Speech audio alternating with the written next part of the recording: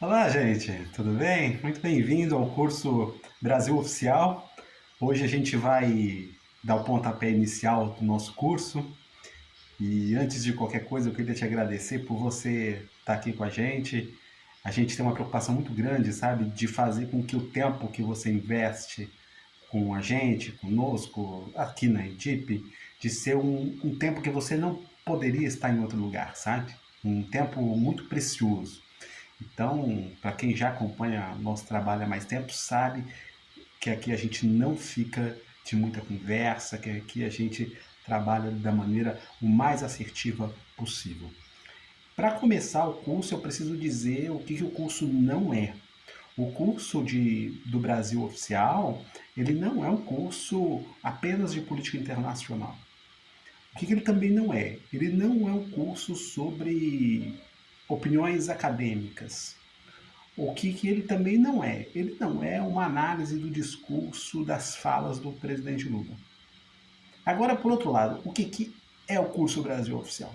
O curso Brasil Oficial é um caminho para você passar de fase no concurso para diplomata. O que orienta a gente no curso Brasil Oficial são 55 pontos dos 73 pontos possíveis. Basicamente, esse é o curso do Brasil Oficial.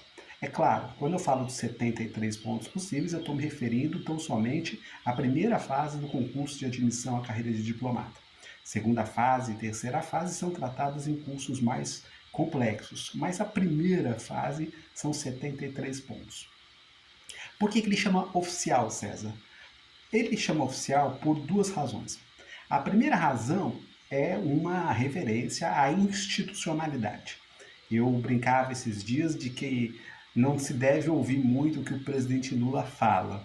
É claro, eu disse isso como um exagero, mas eu quis apontar esse exagero para não ouvir as falas do presidente Lula, os improvisos do presidente Lula, porque para nós, para efeito de concurso, o que vale, o que é importante, o que é relevante é aquilo que o Brasil postula oficialmente, aquilo que o Brasil defende oficialmente. Então existe um Brasil institucional, um Brasil formal.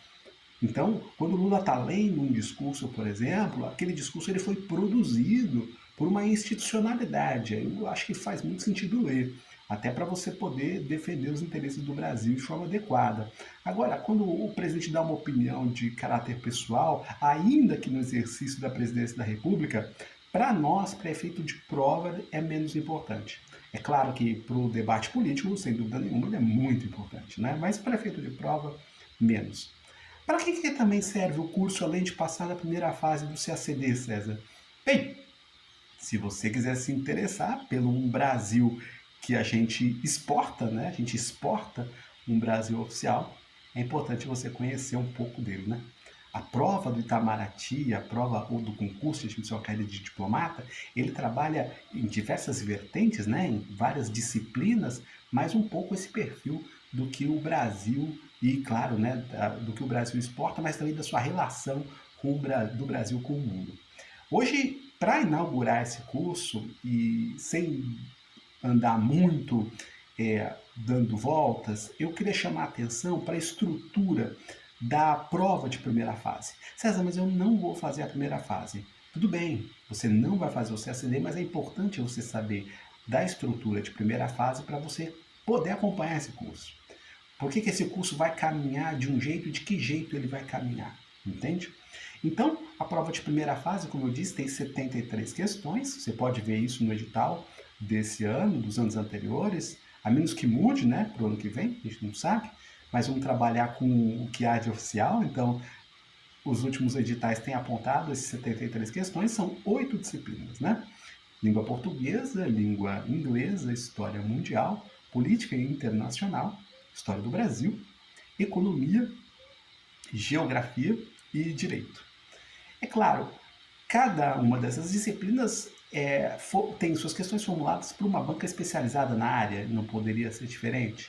Agora, para além de ser uma banca especializada na área, e nós vamos estudar cada uma das bancas examinadoras, é bom lembrar também que existe a própria institucionalidade do Itamaraty, mais especificamente do Instituto Rio Branco, que é a escola diplomática.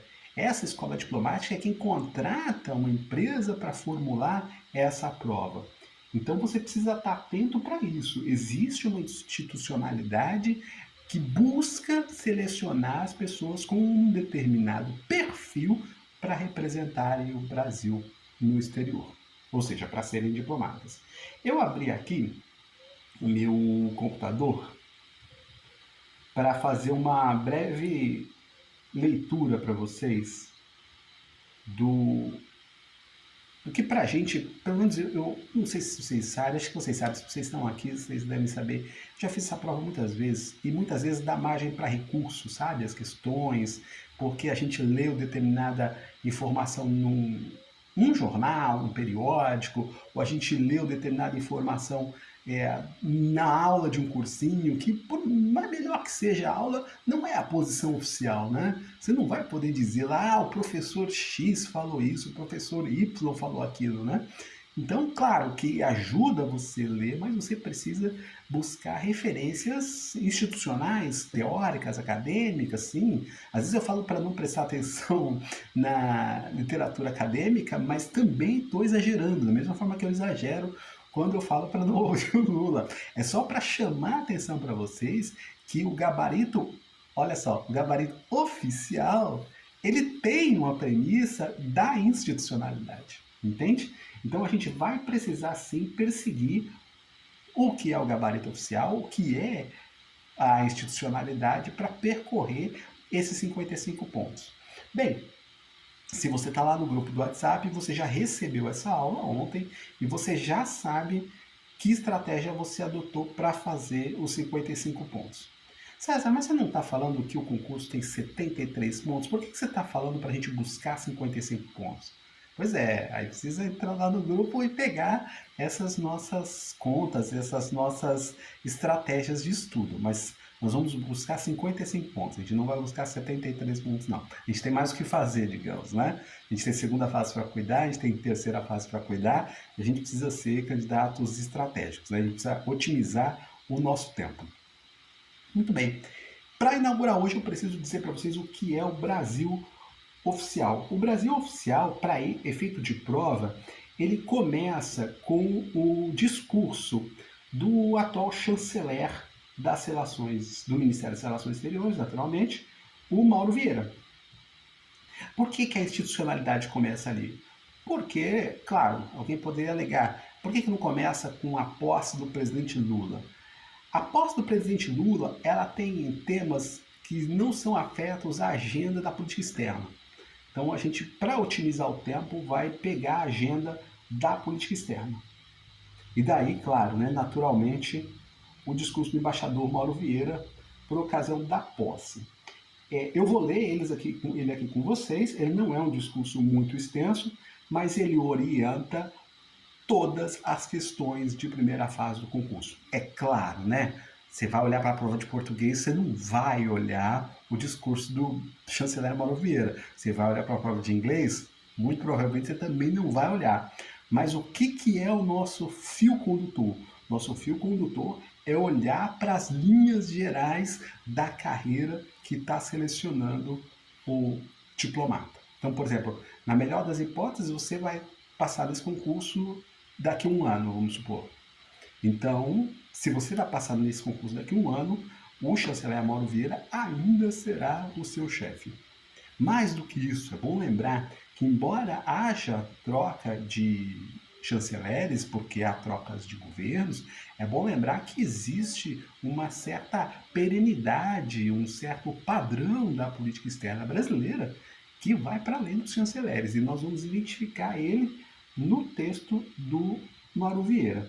Tem coisas que não vêm do Lula, vêm de muito antes, né? Isso que a gente percebe em termos de tradição da política externa brasileira. César, onde você está pegando o discurso do embaixador Mauro Vieira? Bem, eu já preparei a apostila para vocês, então vocês podem me pedir a apostila lá no grupo do Zap, tá bom? Aqui eu vou colocar o link aqui do grupo na descrição. Ele começa mais ou menos assim. Minhas primeiras palavras são de gratidão ao senhor presidente da República pela confiança em mim depositada para chefiar o Itamaraty e executar a política externa que reconduzirá o Brasil ao grande palco das relações internacionais. É bom lembrar que Mauro Vieira já havia sido chanceler do Brasil no governo Dilma. E aí aconteceu aquela pataquada toda, e aí o chanceler é, também sofreu o golpe, né? Nada poderia honrar-me mais do que ser convocado para colaborar com esse trabalho, que será de todo o Brasil e em benefício de todos os brasileiros. Nada poderia dar-me mais certeza do privilégio que recebo do que recordar o papel único que o presidente Lula exerceu durante seus 2 primeiros mandatos. Nele, sua política externa ativa e altiva e a intensa diplomacia presidencial que conduziu elevou o Brasil a um patamar inédito em sua necessária e insubstituível atuação internacional. Aqui já há uma linha de política externa muito bem delineada que vai aparecer na sua prova e você vai precisar marcar correto. Política externa ativa e altiva. O que é a política externa ativa e altiva? É uma política externa inaugurada lá pelo então chanceler Celso Amorim, que defende uma posição focada na América do Sul e com o protagonismo do Brasil nas relações dos organismos multilaterais. Ela é ativa porque ela é sujeito de uma série de propostas e ela é altiva porque ela não faz concessões subservientes. É parecida com a política externa independente, mas há também diferenças. Uma dessas diferenças importantes são as prioridades do presidente Lula. A prioridade do presidente Lula, a gente vai ver no discurso, é o combate à fome e o combate à pobreza. Nesse sentido, ela se identifica como uma política externa com uma agenda positiva. Muito bem. Ajudá-lo a retornar essa atuação de forma criativa, inovadora e atentas às mudanças do Brasil e no mundo é uma oportunidade sem par. Sobretudo para mim, também a combinação de uma carreira de quase 50 anos a serviço do Itamaraty e do Brasil. Mauro Vieira é um embaixador e também claro, né? Embaixador é um nome, eu ia dizer vulgar, mas é vulgo, né? O vulgo embaixador é um ministro de primeira classe, então ele está no final de carreira. É como se fosse também um prêmio que o presidente deu, pelo menos o próprio ministro, o embaixador Mauro Vieira, assim o considera, de que seria um prêmio ele ter sido confiado a essa missão a ele, porque afinal de contas, depois daí ele tende à aposentadoria. Aí ele continua rendendo uma série de homenagens, e agradecendo também a outras pastas com quem ele trabalhou. Ele vem de um grupo, gente, não sei se vocês... ele não é filiado a partido político, mas ele vem do mesmo grupo político do Celso Amorim. Então você pode buscar as raízes aí lá do MDB. Mas isso para a prova não importa. O que importa para a prova até agora, do que nós vimos nessas primeiras linhas, é a tal da política externa ativa e altiva. Anota aí. Ele continua. Aliás, eu já vou passar onde ele não está tratando de política externa, tá bom? Análise dele do cenário internacional. Atravessamos um momento certamente dos mais conturbados no cenário internacional. Isso pode aparecer na prova. Tensões entre grandes potências e uma guerra dolorosa na Europa ampliaram o risco de escaladas imprevisíveis, colocando em perigo a estabilidade política e econômica no mundo e exacerbando os efeitos negativos da pandemia da Covid-19 sobre a economia global, as cadeias de suprimento, o abastecimento de energia e a segurança alimentar, e deteriorando as condições de vida de milhões de pessoas que buscam na imigração mitigar esse sofrimento. Então ele olha para o cenário internacional olhando para uma crise sistêmica, né? Ele olha e fala assim, olha, houve depois da pandemia e houve sobretudo com a função da guerra, da invasão da Rússia sobre a, a Ucrânia, sobretudo na invasão russa, uma instabilidade sistêmica. E ele continua: teremos de saber operar nesse ambiente de turbulência, com uma crise da governança global sem precedentes, agravada pela paralisação de mecanismos como a Organização Mundial do Comércio, a OMC, né? E o próprio Conselho de Segurança da Organização das Nações Unidas. E em um momento complexo também para a nossa região, que segue enfrentando problemas graves de desenvolvimento, de sustentabilidade, de pobreza e de governabilidade, mas que perdeu muito de sua capacidade de articular-se e agir em conjunto e solidariamente. Será necessário recuperar e ampliar essa capacidade. Ou seja, ele está dizendo que além da crise internacional ser uma crise sistêmica, do ponto de vista regional, nós também perdemos os elos que nós nos articulamos